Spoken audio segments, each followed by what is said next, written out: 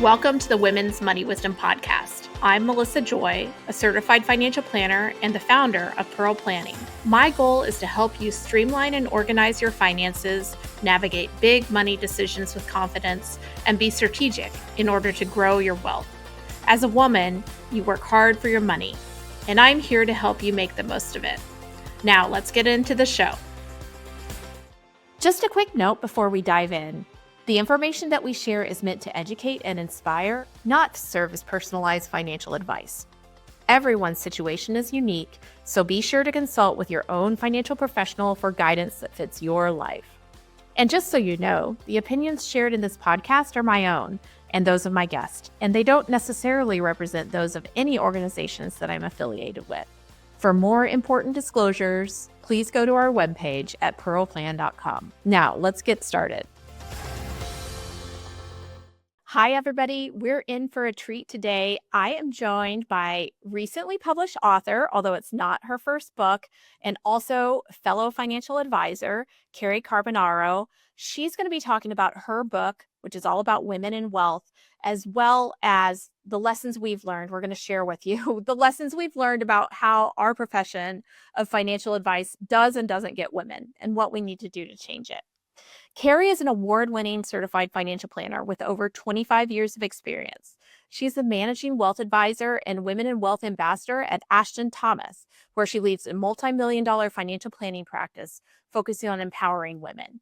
Cary is the best-selling author of The Money Queen's Guide and the newly released book, Women and Wealth, a playbook to empower clients and unlock their fortune, which offers actionable strategies for better serving women in financial services. That Cary was just holding up the book. Congratulations on Here it is. Yeah. Congratulations that it's out in the world in print. Yeah. And we need so much more of this because I don't know what the name of when you have a panel of all men and it's like a mantle. I don't know. That's it. That's exactly it. It's a mantle. Yeah, the mantles for books are every time you read the best books for financial advisors or the best books on money, it's 20 books by men, and then we'll throw in one by a girl or women, I should say. Right. So we need to be writing more, we need to be out there more, and we need to be talking about what we see. And you've done just that, Cary. Thanks for joining us, and congratulations. Oh, you're so welcome. Thank you. This was a passion project for sure. It took a very, very long time. When you read it, it's a very thick, heavy book at 400 pages. And, unfortunately it took 3 years of my life. So it was a very, very laborious process. And then going through the publishing cycle and 3 rounds of edits, which took another year. So it's been, 4 years in the making to bring this to fruition. So it's very exciting. It's actually, like I say, it's harder than having a child because it's 3 times the amount or 4 times the amount of time. Because when you get to 9 months, you're not just well, this is happening whether I like it or not. You still got to keep pushing, right? Right. Exactly. Well, why did you feel so inspired and, why did you feel like you had to get this book done? So such a great question. And it's interesting because my first book, which was written over a decade ago, so really, really, really long time between my first book and my second book, an enormous amount of time between it, 10 a lot years of business and life packed in between. Right. A lot of reasons why 10 years between the two. But so the first book, when I wrote the first book, I felt compelled to write the first book because I had just gone through a terrible divorce and just gotten out of an abusive marriage. Mm. And so coming out of that was so incredibly overwhelming that I had to write it down and say, how can I help women not go through the same situation that I just went through? And how can I help them prevent that from happening? So that was my impetus for the first book. And then it's so interesting because I didn't even realize this till recently, what happened with the second book. And so the second book, I went through another terrible period of my lifetime, where my company was sold to Goldman Sachs. And I was at a very, very dark period of my life where I had almost given up on my career. I almost walked away. I had to have the most incredible resilience to get through what I went through. And when I got out on the other side, I said, I have to write a book. I have to share what happened to me. I have to share my experience of working in wealth management and what happened to me as a woman. And then, by the way, I want to also change the profession and make it more female friendly for people who are in the industry, women, bring more women into the industry and keep women in the industry. And then also just make it friendly for the clients. So Mhm. what's so interesting is when you look at the research in the book, which, it's packed with research. And there was a Harvard Business Review study from 2009 that says financial services is the least sympathetic to women, but the one that has the most to gain if they get it right. Mm. Yeah, there's a So, huge big business case for I treating mean, women well in our business. it's a $1 trillion opportunity. Like I always say, like, this has nothing to do with DE and I. This is like, I never say that word. I never talk about that. This is a business case. It's a business opportunity.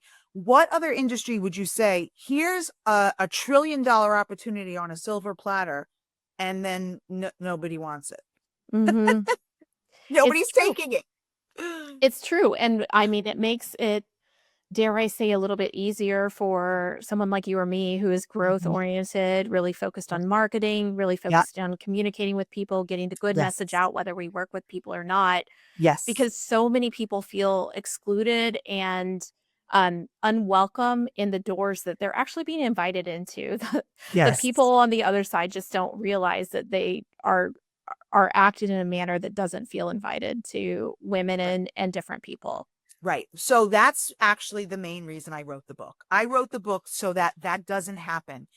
What I would love to, I mean, and of course, this is a big, hairy, audacious goal, but I would love for this book to literally change the experience for women, like all throughout the industry, starting from, the guys who are, in their 60s that don't know what they don't know, or, the guys starting out in their 20s that also don't know what they don't know. I want, I want to change it for everybody. I want all the women to walk in the door and feel welcomed and supported and spoken to and heard and seen and, have a great experience. And there's another article that came out that's actually research that's not in the book because it came out after the book was published. Okay. Actually, it came out February of this year, and the book was finished at August of last year. So it's not in the book, but it was a Cerulli study, and it said that firms that get it right with women are going to be positioned for decades to come. It's Again, true. silver platter. Here you go. I think also just anecdotally from experience, and let you get back to the facts because I know our listeners are driving their kids in the carpool or, heading for a long weekend or on the treadmill. They are those clients that our profession is missing out on, or like not communicating appropriately. But anecdotally, I have currently all of our full time employees are females, although will be, I'm sure, happy to welcome some men to the employee roster over the years. But people in our profession assume, oh, you're building a company just for women. And actually, there's many men who enjoy working with us. There's many people who are in a heterosexual relationship who say, my wife doesn't feel welcome working with our advisor. I typically make, schedule the financial appointments, but I want to work with someone who would be welcoming to both of us. And it doesn't self-select out from advice for men as well. But what are some of as you researched, what are some of the ways that just as a generic profession or industry, we turn people off, especially women, from feeling welcome? So such a good question, and there's so many answers to that. So I'll just scratch the surface for that. Yeah. So what happens? One thing is unconscious or implicit bias is ingrained in us from, socialization from the time you're little to growing up to what you are right now. So that is where you literally don't know what you don't know, and it's Hmm. already it's happening. So there is an implicit bias quiz that Harvard puts out, which you can go in and take it and see, are you automatically making assumptions? And it's interesting because there's all different ways you could be making it about race, gender, socioeconomic status. Like it's not just one thing. It's a million different things that you just, maybe you were raised this way and, you don't know that this way exists. Mm-hmm. And so it's simple things like that, but it's very powerful because it is a big turn off to a lot of women who, are sitting at a couple, two couples sitting with a financial planner, and I'm just going to take a liberty with this discussion and say that a male financial advisor is not making eye contact with the woman. Mm-hmm. And just making eye contact with the man, and the man is nodding and she is zoning out and not interested, and he is talking in jargon and he is speaking a different language.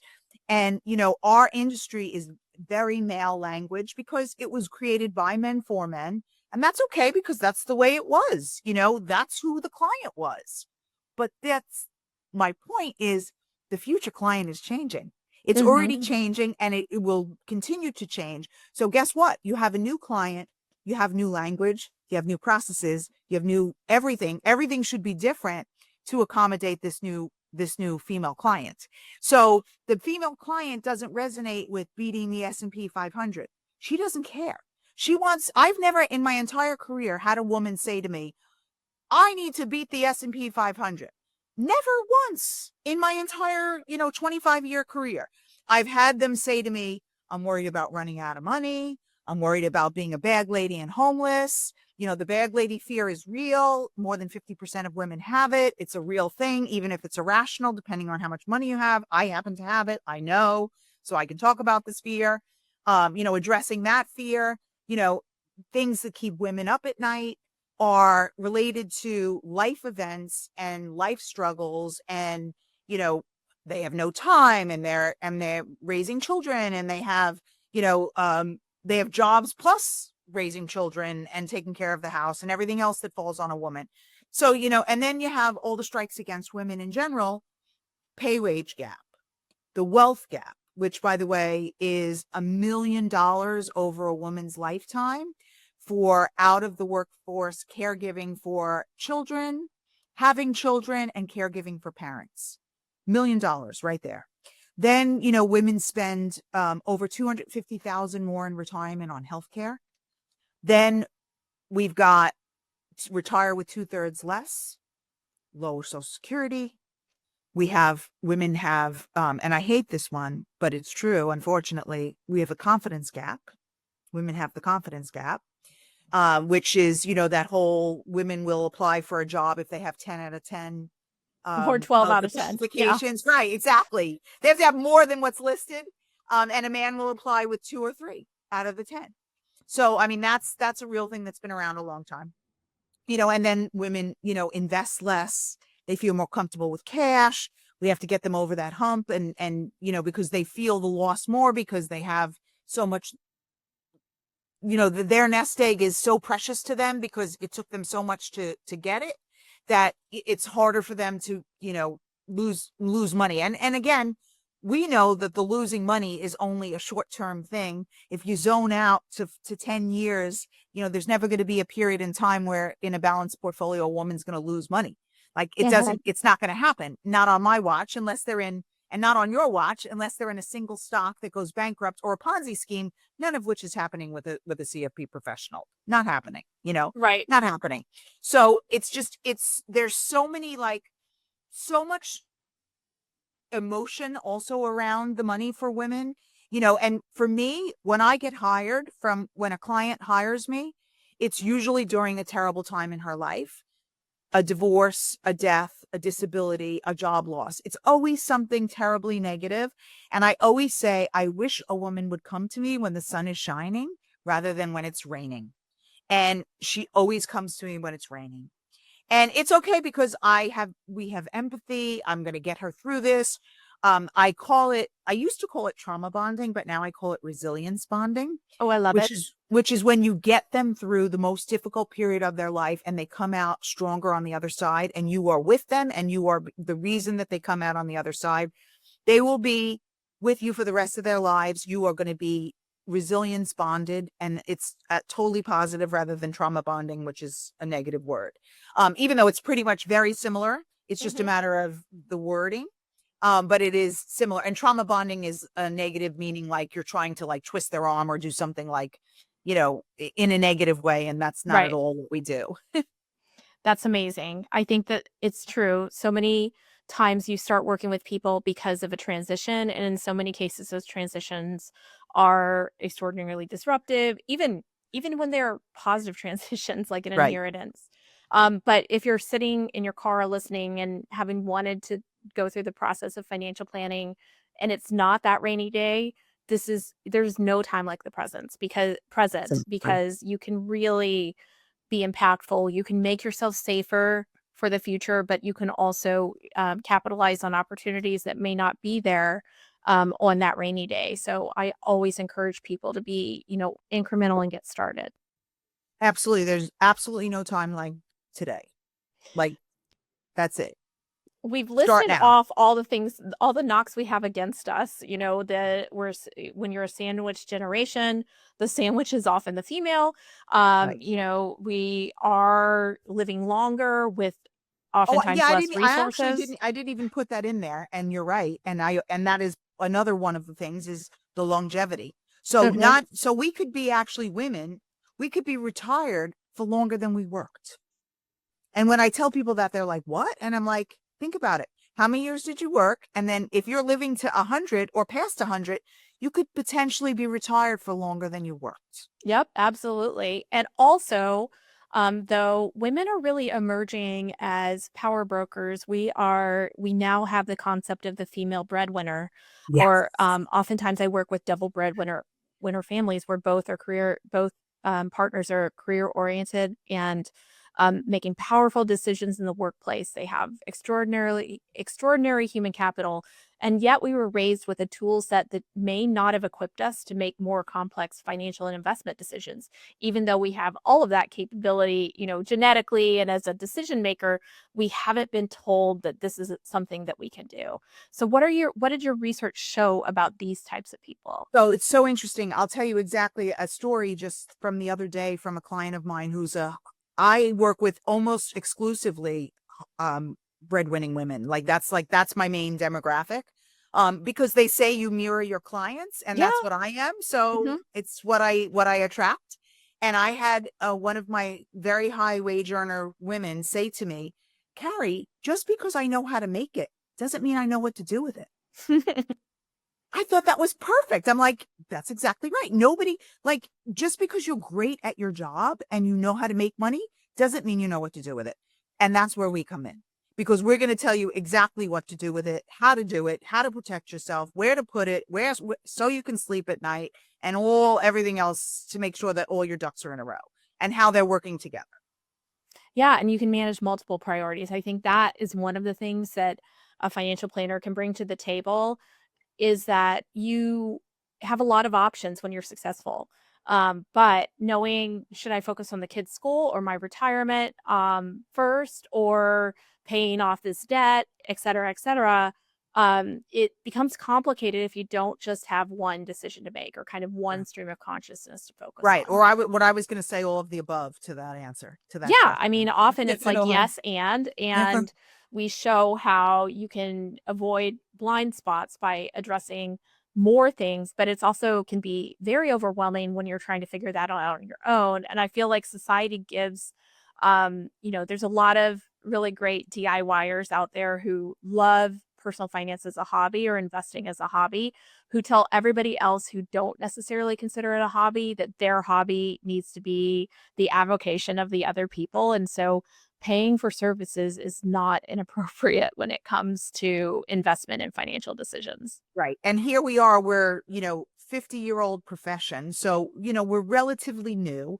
And We the are. reason that we are a relatively new profession is because, you know, back in the day, everybody had pensions and Social Security, and that was supposed to cover everything, and then in the 70s, it's interesting. Like if you look at a chart, I don't have this chart in my book, but it looks like this. And it's the downfall of pensions and the rise of CFPs. And it literally Mhm. goes like this. So it's as people were responsible, as pensions pulled out of the marketplace, and people were now responsible for managing their own money with individual retirement accounts or 401ks or whatever. That's when we came into play. And that's when, we became a profession. But back also to answer your question about the research on breadwinners, on female Mhm. breadwinners. What's very interesting on that is the whole great wealth transfer, which is coming, by 2030, women will control 2/3 of the nation's wealth, which as it stands And today is how does that happen? Just right. explain to Yes, the Yeah, that's where I'm going. So perfect. that's $30 trillion, which is the same as the GDP of the United States, to put that in perspective, right? And so everyone's like, well, how is that happening? And so it's a convergence of a bunch of different things happening at once.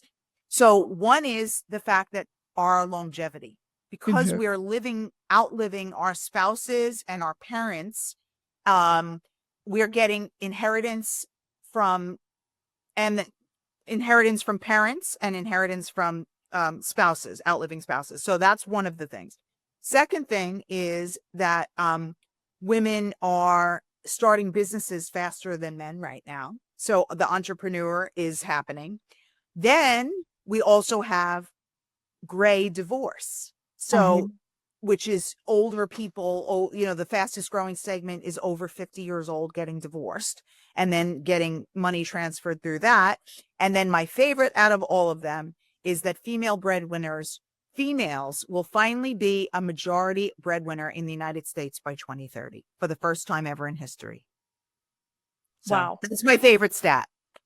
I love that. I mean, we're getting educated and we're using those educational resources to capitalize. When I look around my small town, Yeah. there's so many small business owners who are female. And a lot of times that's out of necessity because you hit career roadblocks and you say, if it doesn't work out there, I'll do it myself. But there are so many success stories to focus on. And I hope that our profession is able to match those success stories by a willingness to be flexible, to be more modern, because really you're telling the story of the modern economy. Right. And unfortunately, our profession was built over the last 50 years, 30 years, but it was built on a structure that makes uh, the practitioners less open to change because it all starts with, well, here's all the laws you need to follow, and Right. they don't make you sound very relatable. And then it's like, and I've always done it this way, and I found all my clients on the golf course, and their wives may or may not be invited to the meeting because Right. we meet over drinks after our round of golf. So there's so many opportunities for a more modern, fresh approach, just like I know both of us are doing in our practices. Exactly. And it's interesting because another thing so there's another stat that I have a whole chapter on in the book, which is why women leave their advisors. And Tell me more. so this one's really interesting. So the stat is that 70 to 90%, so we can average it out at 80% of women, when their spouse dies, who are men, leave that advisor. Wow. So, and that number has not changed for decades. So as long as they've been measuring it, it has not changed. So it's funny because when I talk to men about that stat, they say, well, I'm not doing anything wrong. And I'm like, well, somebody is, because it keeps happening. And guess what? Me and you are the ones who they're going to. So I'm happy with that stat. Like if it stays the same, we're just going to get more clients for us. So, because they're coming to us and they're leaving men who are ignoring them or not Mhm. serving them or not speaking to them or not communicating with them or not speaking their language or not bringing them into the conversation or talking over their heads, or, all the different things that they don't even maybe realize that they're doing. So I also have a quiz in the book, which is, how female friendly is your practice? And it's actually not my quiz. I borrowed it from a friend and I gave her all the credit in the book.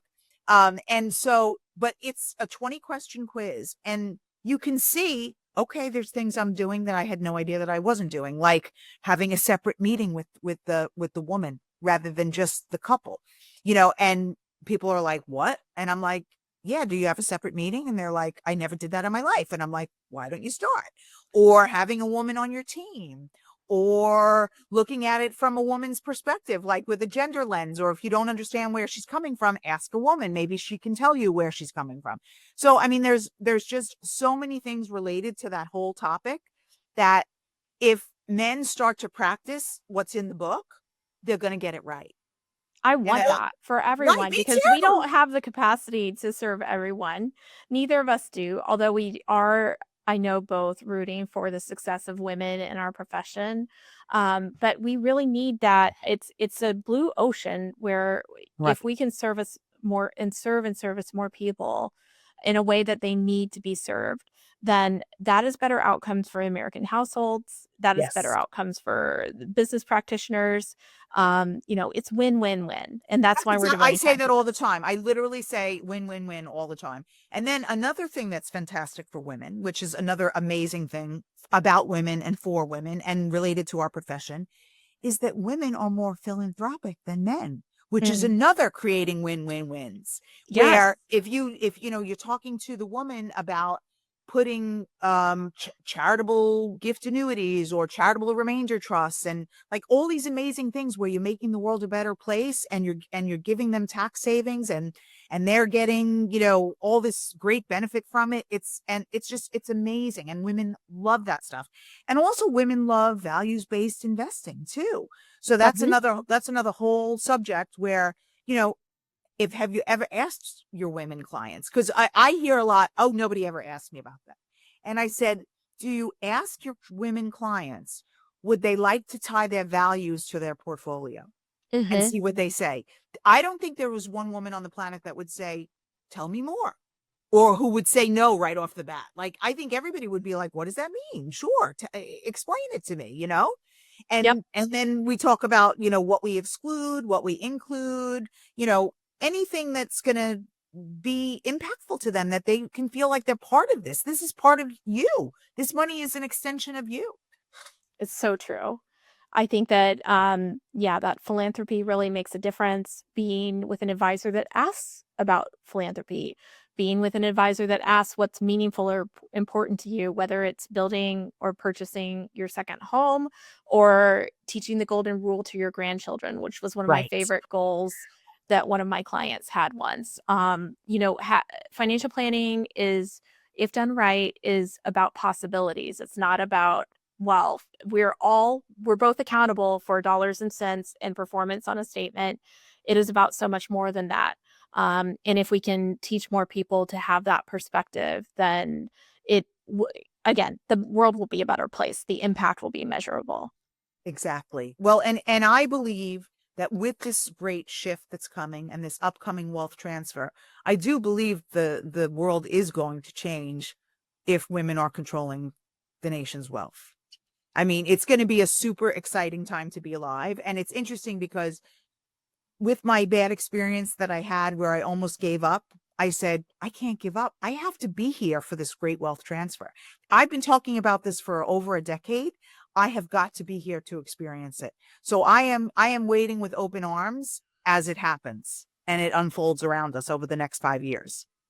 Well, congratulations on the book. I hope for our listeners and audience, they hear that even though this book was written with the intent of educating a broader financial advisor population to know how to position their business and get those great results for the clients because of it, that there is so much information packed in there for people who want to be more knowledgeable about money and themselves, especially our audience who are mainly women, that it is worth a download or a borrow at the library. Carrie, can you tell us where people can find the book and then also where they can follow you? Sure, absolutely. So you can get the book at Amazon, Barnes and Noble, Porchlight, anywhere, like a lot of independent bookstores too. I don't want to stop the independents, but and Barnes and Noble are the two big ones. So Yeah. that's the easiest place to We'll have find it links and show probably. notes too. Okay. And then to find me, I am the only Cary Carbonaro in the world, so I'm really easy to find. So my website is carycarbonaro.com. Facebook, I'm Cary Carbonaro. LinkedIn, I'm Cary Carbonaro. Instagram, I'm Cary Carbonaro. So, and I think that's it. But those are the main places you can find me. I love it. Well, I would be remiss, since we were talking about philanthropy right at the end, if I didn't mention that we both volunteer for an organization near and dear to both of our hearts that is working to improve access to financial advice, but also careers in financial advice for women. It's called the Women's Leadership Alliance, and Cary put it in her book and also is a new board member, and I'm a committee member for the organization. But we're working hard, and so are our friends, to make this profession better for all of us. Well, and also speaking of that, so we didn't even talk about that stat either, but so it's pretty much an 80-20 rule. Yep. So it's 80% men, 20% women. And we really want to increase that to be 50-50, because that's what, where we are with the population, and we should mirror the population. So, I mean, I would love, and we unfortunately have not really moved that much in the past No, 2 decades. it's really I think we stuck. went from 20 to 22 or 20 to 23. So we have moved a tiny, tiny, tiny bit, but not enough. Not enough at all. And if you have kids that are loving their econ classes or personal finance projects, if you're considering career transitions, if you just love this stuff, we could use you in this profession. There's both, a lot of advisors are at or past retirement age.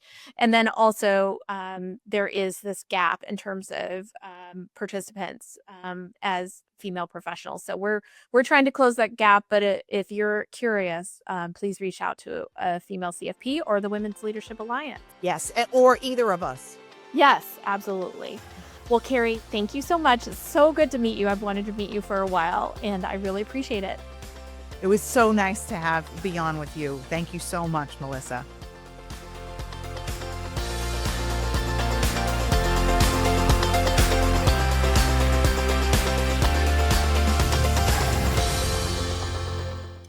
Thank you for listening to the Women's Money Wisdom Podcast.